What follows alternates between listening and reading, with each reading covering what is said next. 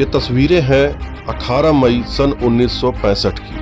ये गवाह है उस सर्वोच्च बलिदान की जिसकी वजह से इजराइल 5 देशों के खिलाफ हुए जंग को सिर्फ 6 दिनों में ही जीत गया। 1967 में हुए अरब इजराइल जंग का नायक है ये व्यक्ति, नाम है एली कोहेन।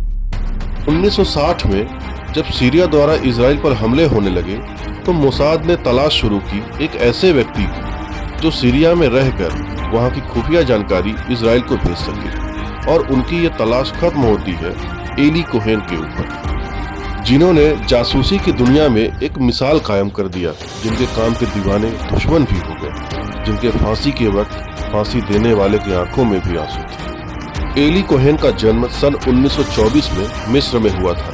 इनके पिता यहूदी थे और मां सीरिया की थी। एली कोहेन पहले अर्जेंटीना पहुंचे और फिर वहां से इजराइल। एली ने अपनी पढ़ाई जासूसी की दुनिया में की। 1960 में मोसाद ने एली को सीरिया के लिए ट्रेन करना शुरू कर दिया और वे 1 साल के भीतर ही अपना काम सीख गए और सीरिया के लिए निकल गए। सीरिया में उनका नाम रखा गया कामेल आमीन थाबेत। सीरिया में उन्हें एक व्यापारी बनाकर भेजा गया जिसका दमिश्क में इंपोर्ट एक्सपोर्ट का बिजनेस है। दमिश्क के सीरिया की राजधानी होने की वजह से जल्द ही उनके पॉलिटिकल कनेक्शन बन गए। पानी की तरह पैसा बहाकर वो जल्द ही बड़े लोगों की नजर में आ गए। उनसे दोस्ती कर ली। उन्होंने मिलिट्री कनेक्शन भी बनाए। उन्होंने जनरल के भतीजे से दोस्ती कर ली जिसकी मदद से वो बॉर्डर तक गए और कई ऐसी जगहों पर भी गए जहां से सीरिया इजराइल के खिलाफ हमले की तैयारी करता था।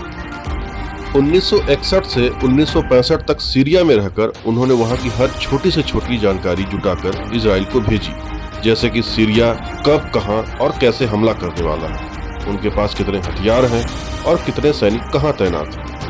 सीरिया में रहकर वे प्रेसिडेंट के इतने करीब आ गए थे कि उन्हें डिफेंस मिनिस्टर का पद मिलने वाला था और वे प्रेसिडेंट की बेटी से शादी भी करने वाले थे। लेकिन तभी एक अनहोनी हो जाती है। एली कोहेन सारी खुफिया जानकारी ट्रांसमिशन के जरिए भेजते रहते थे जो कि मॉर्स कोड पर आधारित थी। सीरिया गवर्नमेंट को इस बात की भनक लग चुकी थी कि उनके बीच कोई जासूस है। जब ट्रांसमिशन की जांच हुई तो एली कोहेन पकड़े गए। सन 1966 में एली कोहेन को दमिश्क के एक चौराहे पर फांसी दी गई और उनके गले पर एक बैनर लटकाया गया जिस पर लिखा था सीरिया में मौजूद अरबी लोगों की तरफ से एक तोहफा।